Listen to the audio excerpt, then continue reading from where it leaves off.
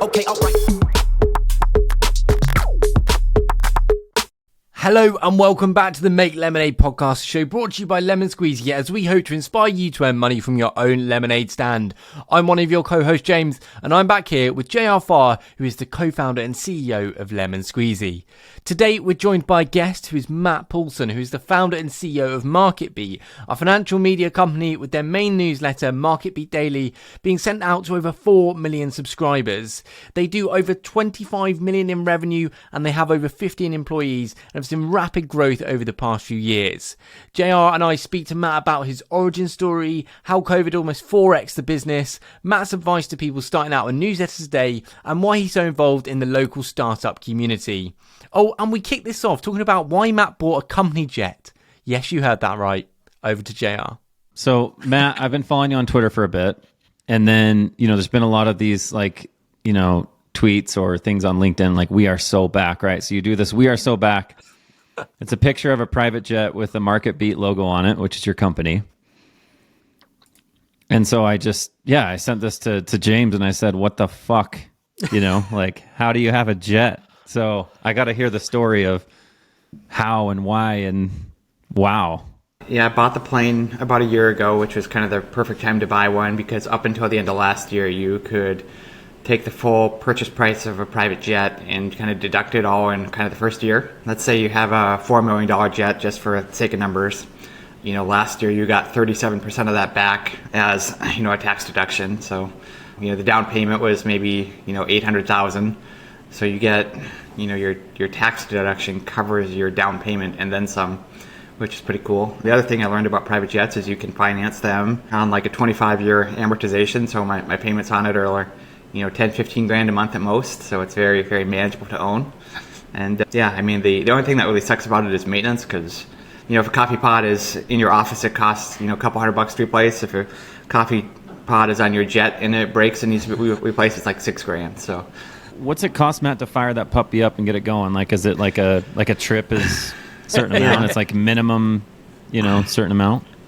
Yeah, obviously it all depends on like the length because that's how much jet fuel you use, which, is expensive but not a big thing about it. Like what kills you is just the long-term maintenance stuff. Pilots are $1,000 a day or so. You're going somewhere, they stay wherever you're staying, so you got to give them a per diem. And yeah, it's the maintenance stuff that kills you. Like we repainted the plane, that was 150 grand. We redid the interior to make it like nice and new, and put in a new internet module because the old one was end of life. That was another 100 grand, and all in I think it was probably it's probably 700 or 800 grand of just kind of stuff to get the plane up to where I wanted it to be with the paint job and all that stuff. But I kind of knew about buying it, what I was buying, the work needed to be done, but it's obviously not a small expense to do that. The other thing, I live in Sioux Falls, South Dakota. We don't have a lot of direct flights here, so like the value of flying private is much higher than if you're in a hub city. Like I can get to like Dallas or Atlanta or Denver, but like I don't have a direct to New York City. I don't have a direct to LA most days. So for me, there's a lot of value in that. So, JR, when's the Lemon Squeezy jet coming? Yeah. Well, I don't know if it's going to be a bit, but that's impressive.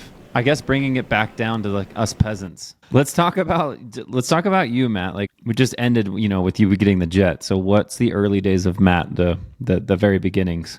I was a kid of the 80s and early 90s, and my mom was a school librarian, so they had some technology that most people didn't have, and they had fast internet through the state network, and so I would have to, hang out in the library after school while my mom was working and finishing up for the day. So I'd play on the computers there and learn what I could learn. And then eventually we got one at home. And like in 1996 or 7 or 8 or something like that, we were one of the first families in our city to get cable internet. So had a computer, had fast internet when nobody else had it, and kind of taught myself HTML and made a little website about some video games I played at the time, like SimCity 2000, and had like cheat codes and saved games and stuff like that. And I signed up for an ad network account on some ad network that doesn't exist anymore, and like it was like an affiliate offer for a free web hosting account, and it paid like $1.50 whenever somebody signed up for a free web hosting account. So I told all my friends, like, hey, go to my website and click on the link and you can make a website too. And I was making $25-50 a month doing that, and it was a lot of fun, and got busy with high school activities like anyone does.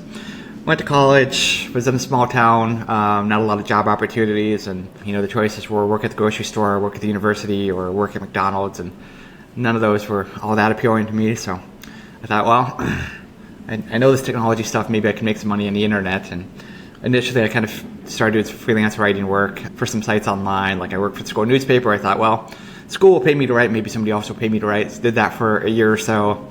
Then I thought, well, if I'm writing blog posts that are showing up on other people's blogs, what if they were just on my blog, and maybe I'd make more money that way. And that led to a little personal finance site called American Consumer News. This was 2006, 2007, when back in the day, today everybody has a newsletter. Back then everybody had a personal finance blog, and that was just the thing to do. And Mint.com would pay you $150 a month to put a banner on your website, and the peer-to-peer lending sites were big, and they would pay you affiliate commissions to promote them. And everybody wanted to buy a link on your website for SEO purposes, and that was a nice little side hustle.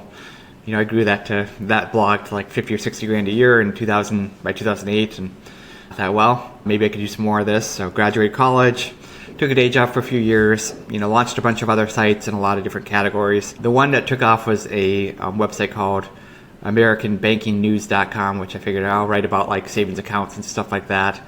But Matt, real quick, what's your pull to finance? Yeah, I was a Dave Ramsey guy back in the day before he went crazy. No debt? You believe in no debt? I did at the time. Now I'm millions of dollars in debt. Commercial real estate stuff. You're leveraging. Yeah.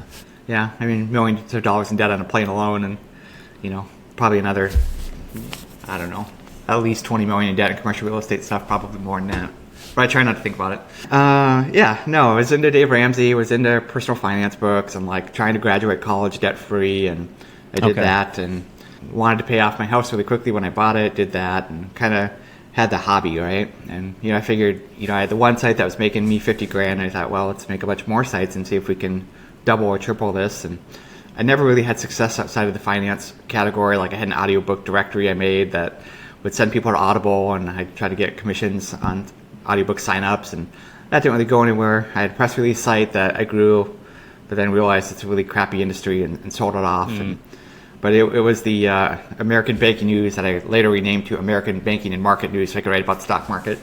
I got that Google Finance and MSN Money, and sometimes Yahoo Finance would pick up our stuff. And the secret I realized back then is if you would put the stock ticker in the title of the article and the first sentence, it would usually show up in the finance tab of kind of the search engines. And everybody's competing for SEO rankings, but nobody was competing for the other tabs across the top.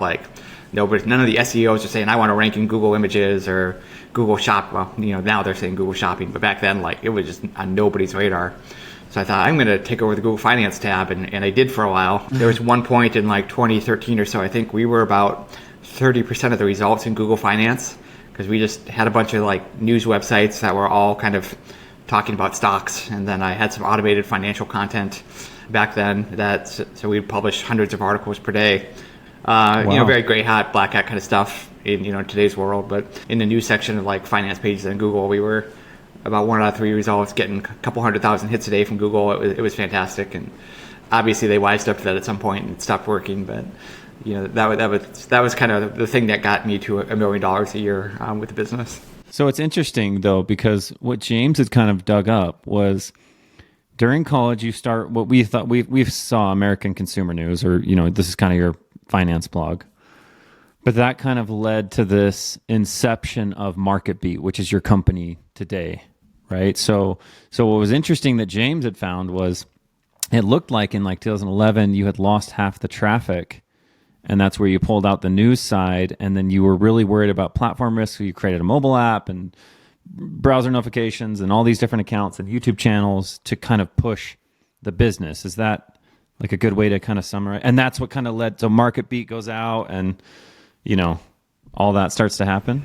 Yeah, that first Google Panda update in 2011, I think, that really took down our personal finance sites. Traffic got cut in half, and kind of thought, I'm not gonna play this game again. So my strategy was just to get everybody as possible on an email list, so that if Google stopped sending traffic, I could still send traffic to the website, with the email list. And obviously that was the right move. Here we are 12 years later with 4 million people on a list. But, I think too many people build online businesses without regard to platform risk. And, build something on the App Store, and then the App Store decides, Apple decides they're going to build that app into iOS, and turns out you don't need a flashlight app anymore or whatever.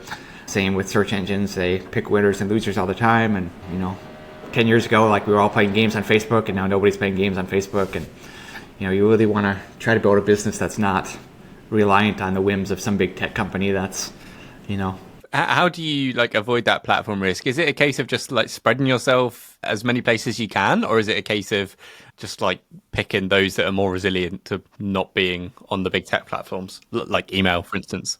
I'd say it's a couple things. One, you need as many acquisition channels as you can.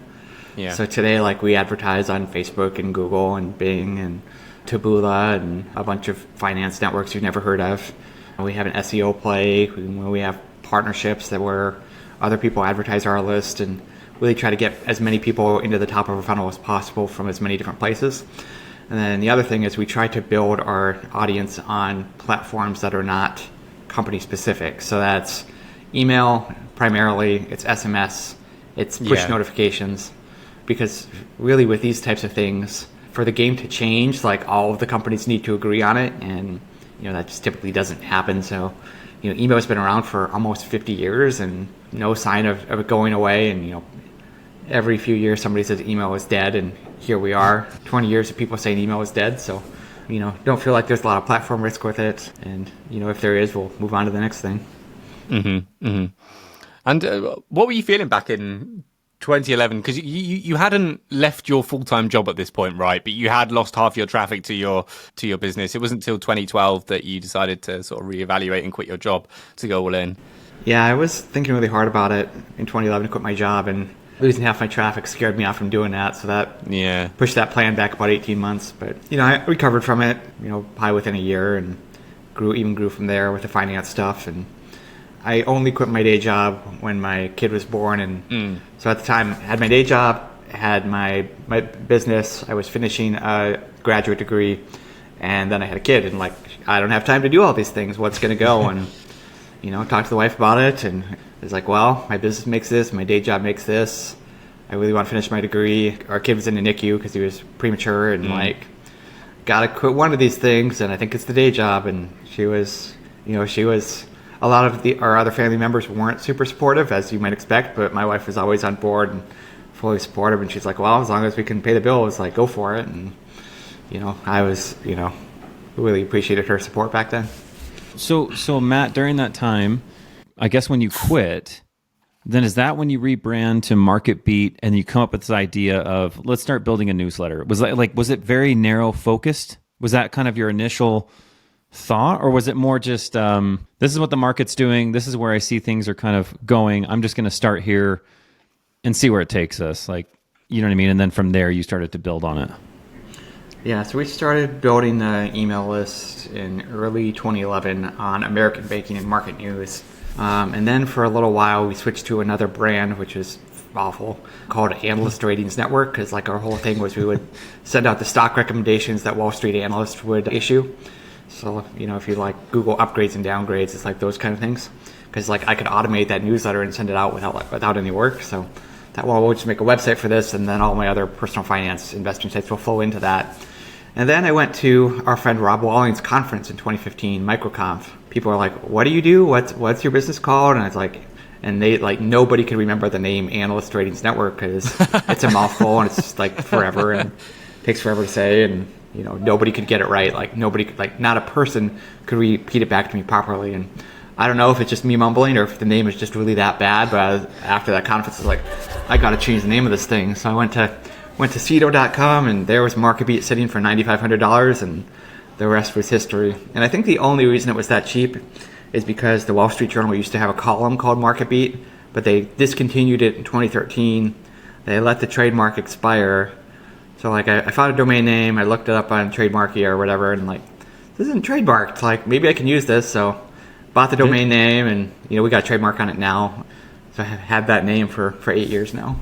This is the stuff I love. Just this just kind of, 10 years in the making, it kind of all these little things happen, finding the domain. It was Wall Street's name, 2013. You wait for the trade, just the timing, right? That's part of the luck sometimes with entrepreneurship is, I'm lucky, I got lucky. Well, it was just, you kind of had the time. And What I love about this episode, by the way, is kind of what you just said about microconf.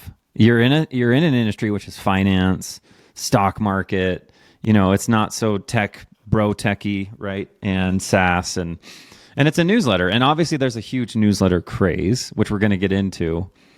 So kind of just staying on this timeline, you have this newsletter. And is it just you, Matt, during this time? Or you have a team yet? Are you starting to make, revenue? Like what is happening here? 2015, I had 2 employees. I had a customer service person, because if you're emailing hundreds of thousands of people at the time, some of them reply to you and you kind of have to reply back to them. And then I had a developer. I'm a web developer, so I hired another web developer to help me do stuff. And we had 3 people running a $2 or $3 million business at the time. And we only have 16 people now, so it's grown very slowly and organically from a team side, but just it's a pretty simple business. We send out email newsletters and people click on ads and buy stuff. It's just the type of business where you don't need a ton of people. It can scale up without scaling up staff. Yeah, but you've not only got the newsletters, you've got all the tools, the website. Where's a lot of the time going nowadays for everything? Yeah, I mean, for me, MarketBeat is kind of a well-oiled machine, and I'm mostly monitoring the numbers, got all sorts of dashboards, and if I see something's not quite right, or maybe a newsletter is not getting the open rate that it should get, this morning. So in the last year, we've started 3 partner lists with other companies where they send the leads, we run the newsletter, we put the ads in, we create the content, we send it out, we do all the tech stuff. And one of them, the open rate was, not quite where it should be. And I thought, okay, what are we going to do here? And I thought, well, on our main list, we kick people off if they don't open in 14 days. Let's just do that with this other list too, and that'll solve the problem. So I was writing the script to do that this morning and was about to upload it. And then I realized that we kind of ran out of time, and here we are doing a podcast now. Okay. Here we are today, 2023, 4 million newsletter subs, 25 million in revenue, 14 employees, 16 employees. I want to get into the guts of it, right? When I go to the site, I see a lot of things where you've got AdSense type stuff. You have this premium subscription revenue happening. But then, there's also a lot of other stuff. You have what are you doing to get all these subscribers? What campaigns are you running? What lead magnets are you doing? What email drips are you doing? There's obviously there's some sort of secret sauce here that I'm trying to kind of understand of how you're doing this. Yeah, so we're spending $600,000 to $800,000 a month right now in advertising to grow the list. Did you just say $600,000 to $800,000 a month? Correct. So that's a big part of it. We still have a big organic presence. We still do some automated content. If you go to AmericanBankingNews.com right now, you'll see it. So paid media. I'm assuming what you do is you have some sort of campaign that goes out with Facebook, Instagram, that leads to some sort of lead magnet to get an email to download some sort of 5 stocks to invest in December 2023. You get them going on the email, and then there's some sort of drip automation happening, and then that promotes your subscription product. Is that kind of the playbook? Yeah, that covers it well. The other big, everybody advertises on Facebook and Google. The thing that we do that is very finance specific, or there are kind of investing media agencies that do placements on other investing newsletters and websites, and sometimes their co-registration is still a big thing in the finance space. So you go to Forbes is a big one back in the day. You go to Forbes and you sign up for a newsletter, and then there'd be ads for other newsletters, and ours is always one of them. So lots of that. Interesting. So how do you understand the ROI of that spend? Do you do it on an email subscriber is worth something to us, or the take rate of that subscriber? So if you get 100 subscribers, that you're going to convert this many into the premium plan. How do you follow that through? Yeah, so we have a dashboard that shows for any given lead source for any given month, here is what we spent on it, and then here's how much money we made. So it's never a question of whether or not it works, because all of our advertising partners use a platform called Everflow, and then we can post when somebody buys something, they post back to our system, so we know that this user bought something. It was we got paid this amount, so we could say, okay, for the 1,000 users that came from LinkedIn last month or wherever, we spent X dollars and have had Y dollars in advertising revenue. And we try to break even about 90 days is kind of what we target. And from there, like our long-term LTV CAC on paid spend is like 6 or 7, which is fantastic. Okay, so your payback period on the spend is 6 to 7 months. Is that what you said to get fully back? It's 90 days. 90 days, yeah, to break even. And then 6 to 7 times spend for lifetime of a customer. Yeah, over a subscriber. Yeah, over subscriber. Yeah. About 3 years. Yeah, it's pretty wild. So Matt, do you feel like from what we read with James, there was kind of this 2 to 3 employees. I don't know, 2015. You kind of get the domain, you rebrand, that kind of floats, and then it almost seemed like you kind of stayed there until you got to COVID. And there was like a huge influx, and then it's really been the last 2 or 3 years where all of a sudden you've really exploded. Is that fair to say, or? Yeah, in 2019, I want to get the number right. I'm gonna pull up the report. We did 7.7 million in revenue, and in 2023 we'll do about 29 million. So since COVID, we have about 4x to revenue, and obviously, like as you grow bigger, it's hard to grow at double a couple times. Like it's hard to do that. But yeah, I mean, COVID was just a fantastic boom for us. And in there, you had kind of the GameStop AMC madness, and that was a big thing for us. And 2021 was probably the most profitable year for like investing websites there will ever be again, because it was. Well, you had the crypto craze. You had probably you probably capitalized on all those different fads, right? Yeah. So like normally our website gets maybe 400,000 page views a day. Like in January, February of 21, when like everybody was telling their mom to buy GameStop, we were like 1 million, 1.2 million hits a day. So it was just wild. Like we were having trouble keeping the server up. Like how can we capitalize on this? And like our highest revenue month ever was January 2021, and like finally, I think in the next couple of months we'll get back to where we were then, just because the market was so hot. What was it like being in that at the time? Because JR's been through quite a similar thing with Lemon Squeezy. He calls it the fire hydrant growth, where you're fighting fires, trying to figure out how to grow. What do we do with this kind of scale and influx of subscribers, traffic we're getting? Remembering back to that time, what were you doing to manage that fire hydrant, getting new people in? Were you working like 14-hour days, managing family life? Yeah. What was that time like for you, Matt? Yeah, so one thing about it is, the big thing, GameStop AFC, they had a short squeeze, right? Like, people are trying to push the stock price up to squeeze the shorts and cause them to lose a bunch of money, which, forces them to sell, which pushes the price even higher. Like MarketBeat, at the time, we ranked number 1 for GameStop short interest and AMC short interest. So, like, we were just right at the center of it. It's fantastic. So, like, we just had a ton of scale issues all at once. Like, we went from, like, one server that had the website and the database on it to like 2 database servers, 2 web servers. Like had to do all that pretty quickly. Had to explain to SendGrid why like we had so many new emails on the list. Like that was fine. And then it was really like, okay, well, what are we gonna promote right now that's gonna maximize on this trend? Because we promote like boutique financial newsletters, and there's always like one hot thing and for the year. Like 2023 was AI. So you promote like AI stuff, then like you make a boatload of money. But there's this game of like knowing like what the hot thing is that you need to promote. And yeah, it was a lot of just figuring out like, okay, how can we capitalize on this? How can we get more all access subscribers? And like, it wasn't like a 90-hour a week thing or anything like that, but it was more like, we know this is a short window. How do we capitalize on it while it's here? And I think we did an okay job, but I think there's a lot more we could have done just in terms of marketing tech that we've gotten so much better at in the last 2 years. What did you capitalize with? Did you sell all access, the subscription, or was that primarily the push? Yeah, so all access was some of it, and some of it was the financial newsletter publishers will always write about whatever the hot thing is. So we just tried to figure out like who's the best at this and who can we promote that'll make the most money. And nobody really got it right, because that thing lasted maybe 3 or 4 months, and then it was kind of done. And then our revenue like almost fell in half from like 2.9 million to 1.5 million, and then we kind of had to crawl our way back up from there. But so what was that like with the loss of revenue afterwards? Did you sort of know that was going to happen with it being like a short window? Yeah, I mean, we knew something like it would happen. I don't think we knew how deep it would go, but our profit margin was so high, like it's not like we had to cut anything. 2021, our margin was 80.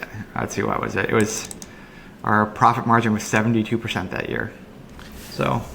Even with the advertising spend, or have you scaled that up more recently? Yeah, now it's more like 55 to 60% with the advertising spend. And we built out a new office this year. You guys can see the view that I have right there. Oh my, look at that. Yeah, I saw Beautiful. I saw you kind of rebuilding this thing. I kind of watched it all unfold, and it was pretty amazing. Like what you've done.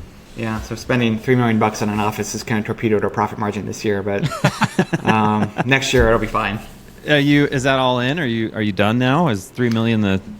Yeah, I mean it's almost done. There's a couple of things that like they ordered the wrong color door handles, and so they had to reorder those, and just little things like that. But we're pretty darn close.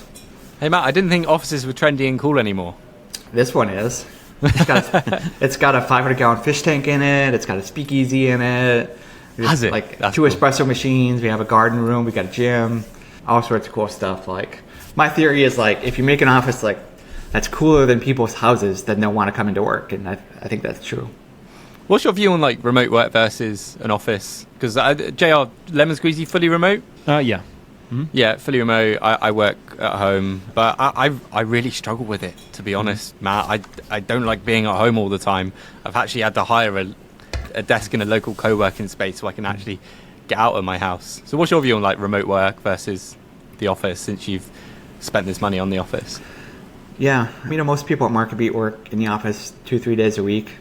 Some people are here 5 days. I think remote work is fine some of the time, but I think when you're remote all the time, I think you lose a lot. That's why we see a lot of remote companies doing like quarterly in-person sprints, and I think that's a good model. It kind of depends on the company, and MarketBeat is so kind of ingrained in the Sioux Falls community that like we'll always be a Sioux Falls company where a lot of us come into the office and kind of have that community and collaboration. But I've got nothing against remote work. Yeah, and you've written a lot and you've done a lot for the Sioux Falls community and being like a hub for that community and startup founders. So like it makes sense that you would want to go down that route with the community stuff you do. Let's go to the newsletter craze, because I do think we could go into the homegrown capital and everything he's done with Sioux Falls. But before we get there, I think we get into the newsletter craze. Yeah, it is wild how hot newsletters have become in the last couple of years with Substack and Beehive and all those platforms. And I mean, in some ways it's great because like newsletters are hot again, but in some ways like a lot of the people that are doing it are just kind of missing the mark in terms of like creating a business that provides value to people. So, I mean, one, like how many AI newsletters does the world really need? So there's definitely like saturation there, right? And, kind of the bragging point that a lot of people use is, my open rate is 60%. And it's like, yeah, when every Apple user opens every email because of mail privacy protection, of course you think it's 60%, but really it's probably 30%. Because from what I can tell, at least according to our data, like half of opens these days are just automated and not actually somebody opening your email. Yeah. So you don't really know who's engaged in your list and who's not unless you do some pretty sophisticated things. So like most people are like selling like the value of their newsletter based off a number that's just not true. So I can have a problem with that.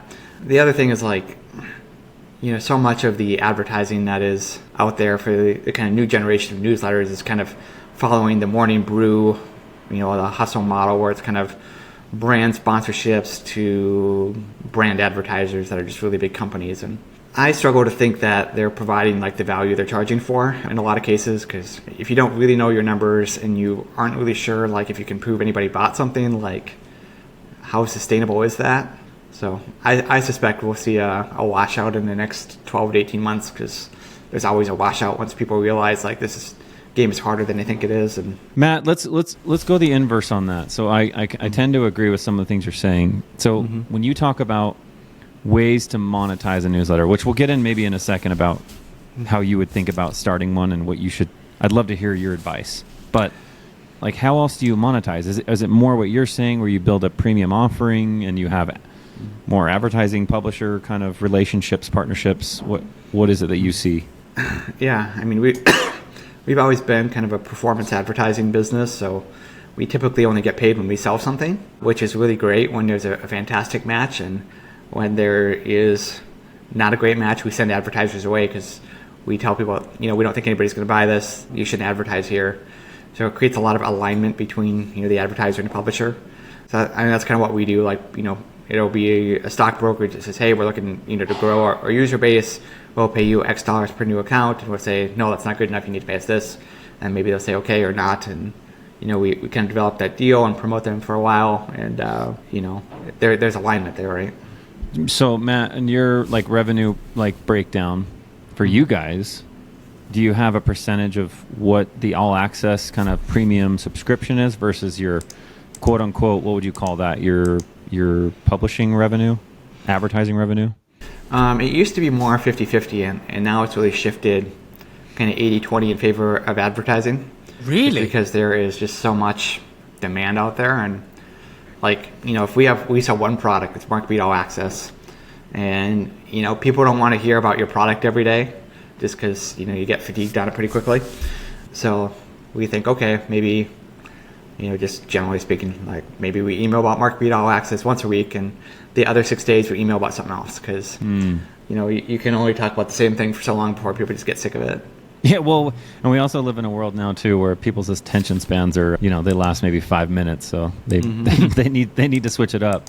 Yeah, I mean, our most successful like email to sell MarketBeat All Access is just saying, hey, there's a 50% discount applied to your account, but it's only good through tonight. Buy it right now, or you're going to lose the discount. And like that email will like work way better than just about anything.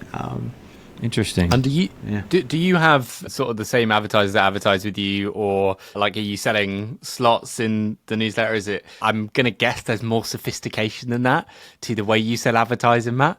Yeah, a lot of it's either kind of a CPA deal where somebody buys something, we get the money, and then some of it's pay per click. So some of the smaller advertisers that maybe are just getting started, maybe we say, we don't think you're there to be a CPA deal yet, but if you want to buy 2,000 email clicks, we'll sell it to you for $6,000 or whatever, $3 a click, and they'll try that, see if it works, and if it does, they'll do more of it. And we work with an advertising agency, a couple of them, to sell some of these smaller clients that are just getting started, because we don't really want to mess with it as much, but they typically sell on a CPC basis. And then like when an advertiser gets up to maybe like $100,000 a month, we'll say, okay, we need to be direct with you guys, and let's work out a performance deal, and those have gone really well for us.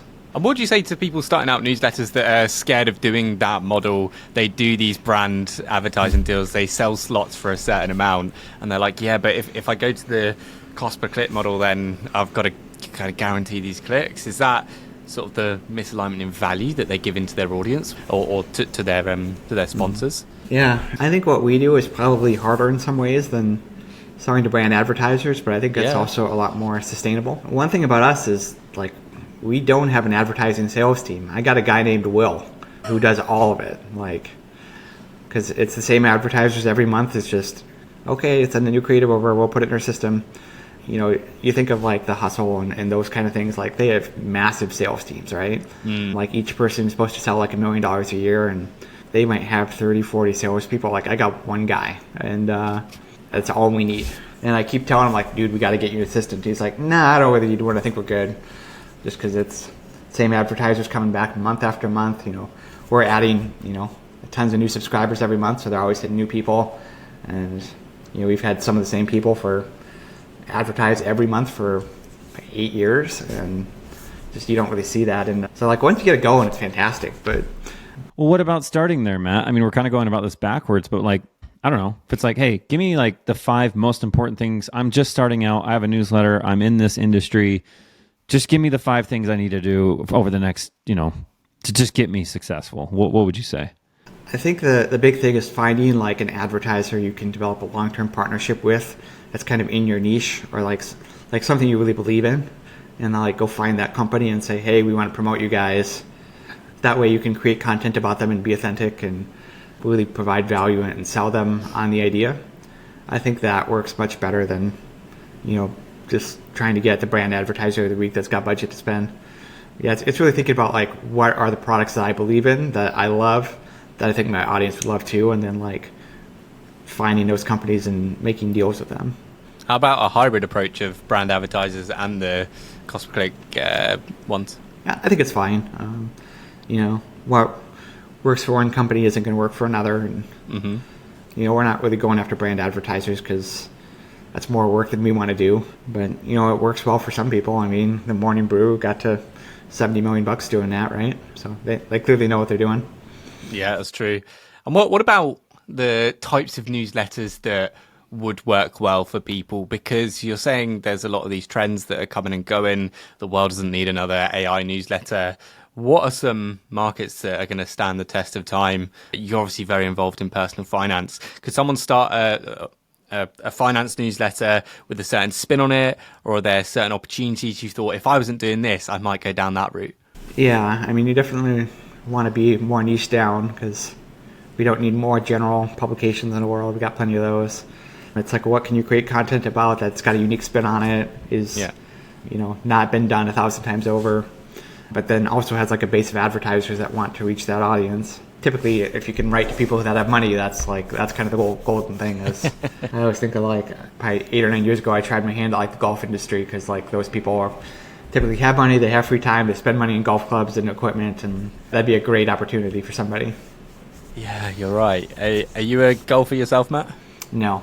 Oh, you just saw it as an opportunity because those are... He's right. He's right. Yeah, because the audience has they're typically, people with money, and then how international it is as well, right? Like it's not just only in the U.S. like American football, right? Like you could expand internationally pretty easily with that too, which is actually another interesting thing. I think to kind of distill down what you're saying, and I'm reading a post on your Twitter right now that's kind of saying this, which is just really understanding the audience and maybe why that would be good.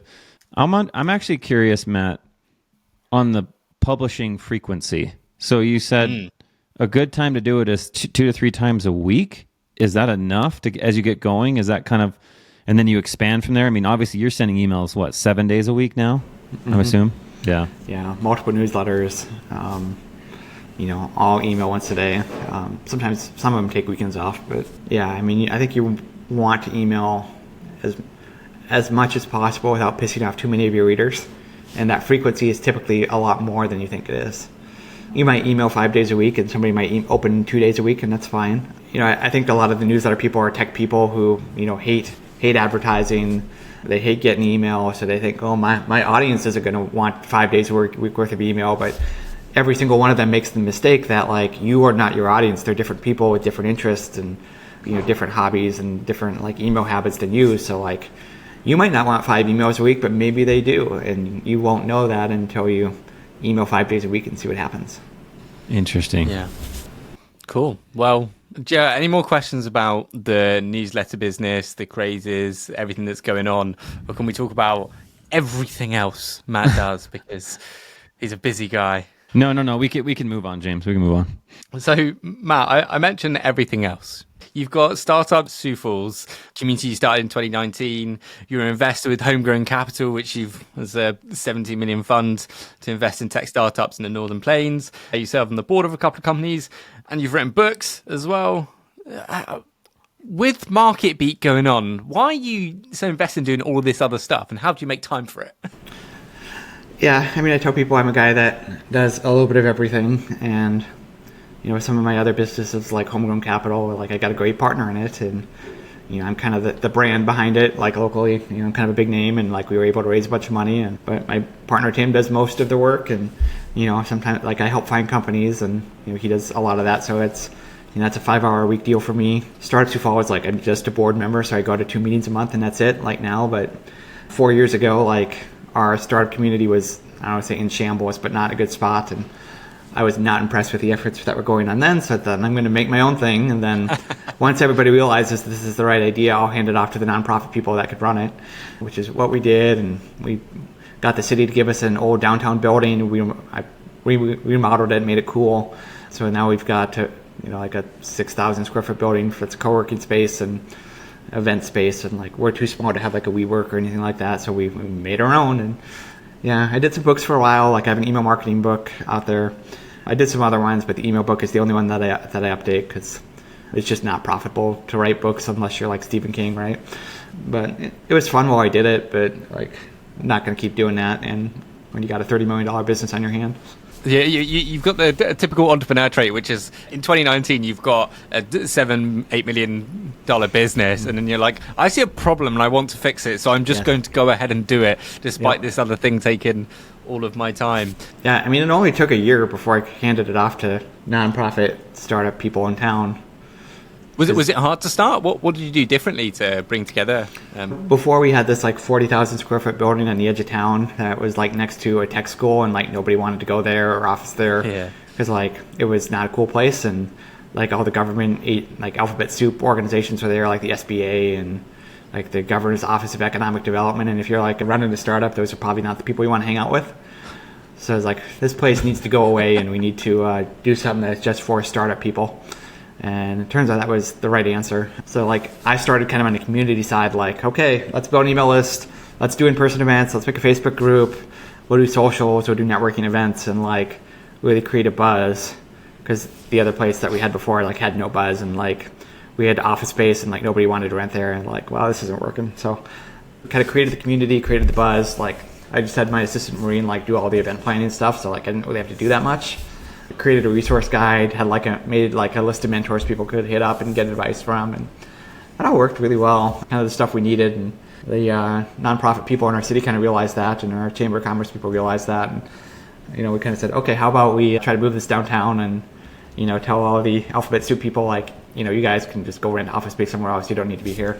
So we ended up like renting our old facility to the tech school, which they turned it into their like nursing school, which is great. And then we got the city to give us a downtown building, and then we raised $1.5 million to remodel it. A lot of that was my money, but it was worth it in my mind.